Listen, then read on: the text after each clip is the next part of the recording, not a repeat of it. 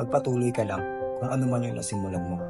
Ngayon ka lang mahihirapan, nasa simula lang yan, pero ginhawa ang dulo kung paniniwalaan mo. Ang paniniwala mo sa sarili ang magiging susi mo sa mga bagay na gusto mo pang maabot.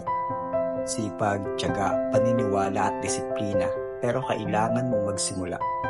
Okay lang bumagsak, ayos lang magkamali, ayos lang mahubos, normal lang yan. Bahagi ng paglalakbay mo, parte yan ng pagkatuto mo sa mundong to. Mas magiging malakas ka sa kabila ng lahat ng yan. Magiging matalino ka para sa pagdating ng bagyo, kaya mong harapin. Kaya mong manatiling matatag, kaya mong lagpasan. Bahagi ng buhay ang masaktan, huwag ka lang susuko. Maniwala kang kaya mo lahat. Hindi yan ibibigay sa iyo kung hindi mo kaya. Para sa iyo yan kasi malakas ka.